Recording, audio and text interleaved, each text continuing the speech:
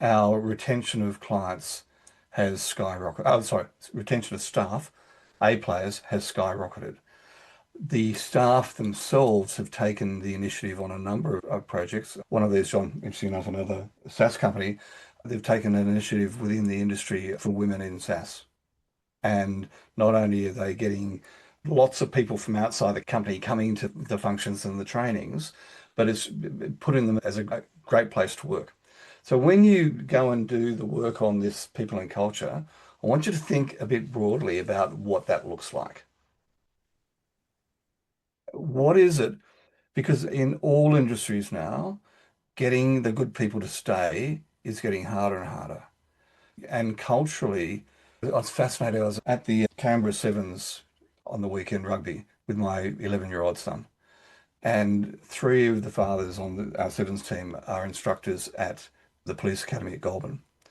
And talking to them about the type of recruits the police are getting now and the way they think compared to 5 or 10 years ago, this culture of being on their devices all the time, this culture of, as they describe it, this is not me describing it, lack of responsibility for self. In the first month of the police training, 40% of the cadets have failed their physical requirements because they've just not, which is up from 15% 3 years ago. It's quite interesting what's going on. So getting and keeping the right people is a 10x advantage in my mind for your businesses. So really have a think and experiment with ChatGPT to really get in. And I would think that one of the things on people and culture could very well be look at the key criteria to be a certified great place to work. What can we learn from it to build into your KPIs and then your quarterly OKRs or quarterly priorities, quarterly rocks, whatever term you want to use. A lot of us gloss over the people and culture, the long-term people and culture stuff, but it's so powerful.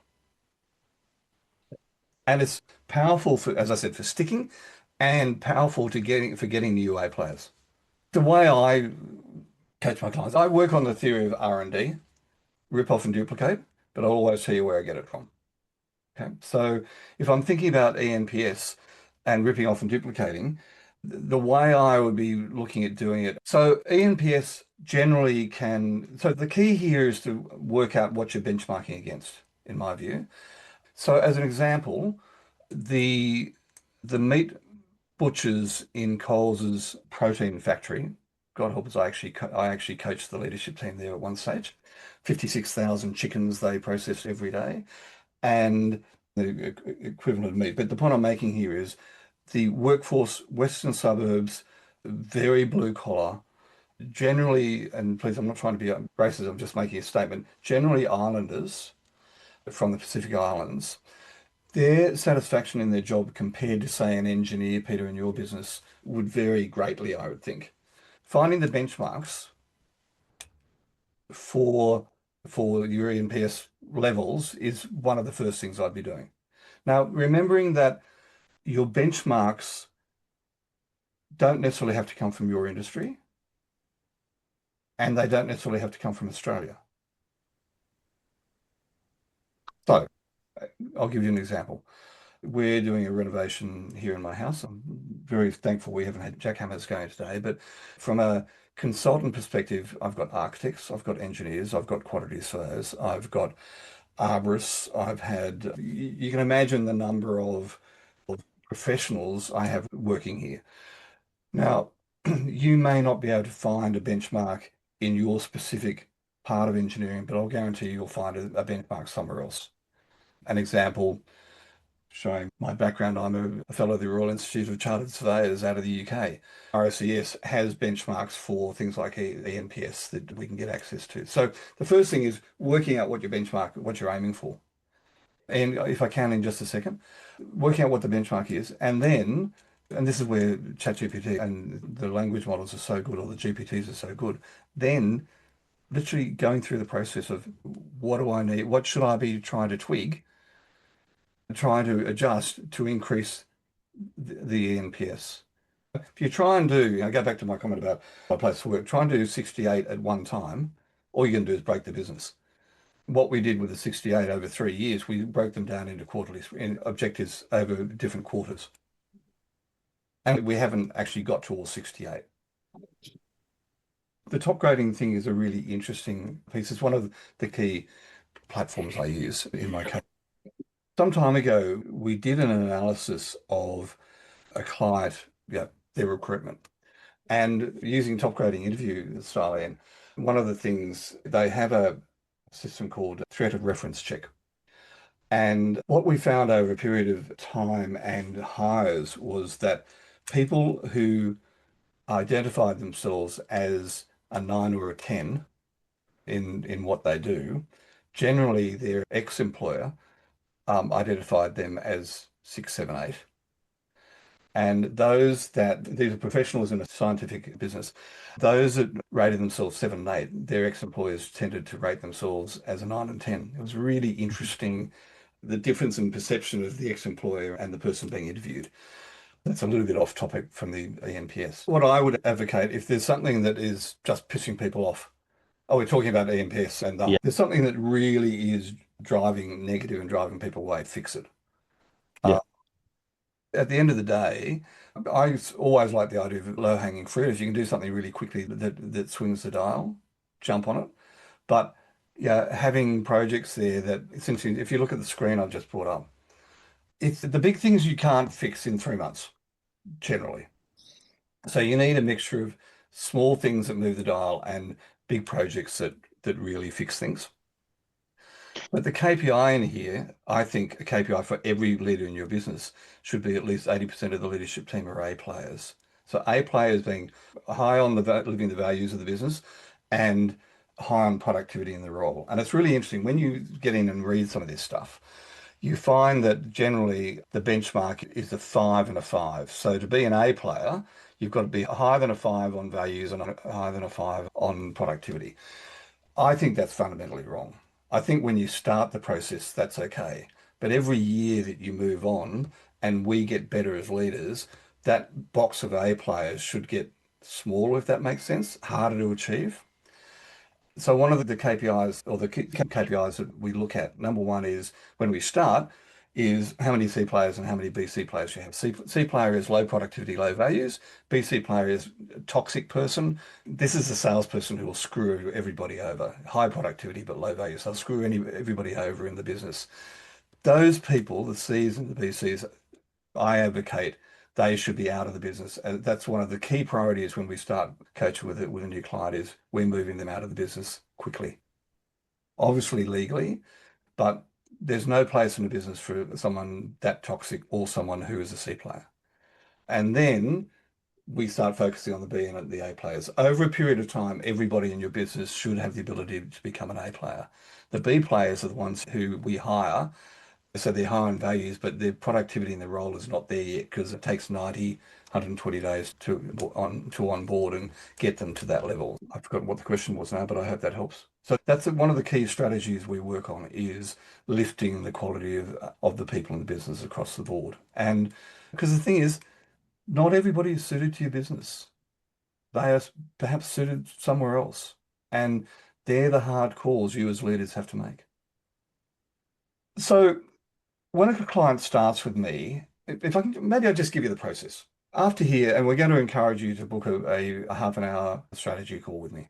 That is very much a call to work out whether or not you and I could think we could work together. It's the no dickheads call. But I'll always guarantee I give you one or two things that will help your business immediately.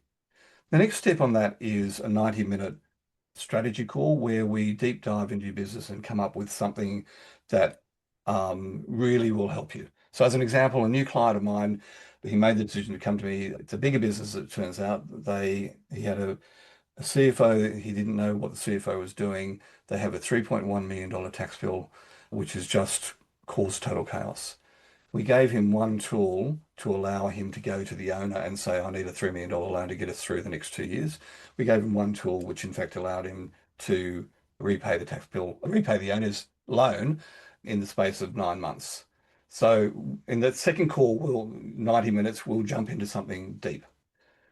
If at that stage the client, in this case Tom, decides to become a client, which he did, the next step is a 90-minute game plan call where we work out the ramp for the next 90 days. What are the things we can bring in the next 90 days to help you fundamentally shift your business that will more than pay for me, as it turns out? Guaranteed, one of those things is going to be the weekly meeting rhythm, and this CEO dashboard is a key part of how a weekly leadership team meeting. The dashboard is where we identify the issues we need to address. Okay. Remember going back to the yellow and red. So then the rhythm is one hour call with me a month and a 90-minute call like this with other CEOs where I teach for an hour and we do Q&A. And we pick one of the 9 key areas that I coach to deep dive into every month. So 90 minutes. I have a 1 hour office hours every week where you can jump on and ask questions. I think you're probably working on it in addition to that. So in addition to that, you're probably working 4 hours a week minimum to start making the changes. Depends on how quickly you want to go.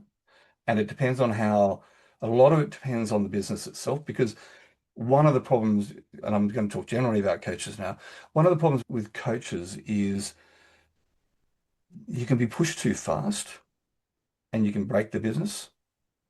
And we don't want to be doing that. So it's working out, yeah, at the scale you're at now, what we can do in a reasonable time frame without breaking you, if that makes sense. And let's just talk about coaches, perhaps. One of the things you need to be thinking about, if you think about a coach, and I think every CEO needs a coach. Steve Jobs and Eric Schmidt, head of Google and head of Apple, had the same coach at the same time for 3 years, would you believe? I think every CEO needs a coach because and I always have a coach. I have a coach now. In fact, I've got multiple coaches now. I've always had coaches. But one of the key things you need to be thinking about is, in my case, is my personality the sort of personality that you can work with for a long time, because they're not short engagements generally. Yeah, do you think you could work with someone like me or another coach to help you get to where you want to get to? And one of the interesting things I'll talk to you about is getting your life back, because most CEOs and founders get lost. Family, time spent with family, time spent with friends, time spent on your own is so critical. And one of the things I beat my clients about is what I did yesterday. I went outside in the sun. I live in Barrel. It's normally cold, so it was actually warm for a change. And I was sitting down reading a book and having a bit of a think. And that led to a totally different presentation today than I was going to do with the AI prompts. Taking time out to think. And I find walking by the water, sailing, or in the shower is where I think the best. So that was a bit of a ramble. And look, if I can help any of you, even if it's just a short call, 30 minutes, where we can deep dive into an area that you're having issues with, I'm very happy to give you the time. Thanks for tuning in to the Scale Up Growth Podcast. Make sure you hit subscribe so you'll be the first to know when the next episode drops.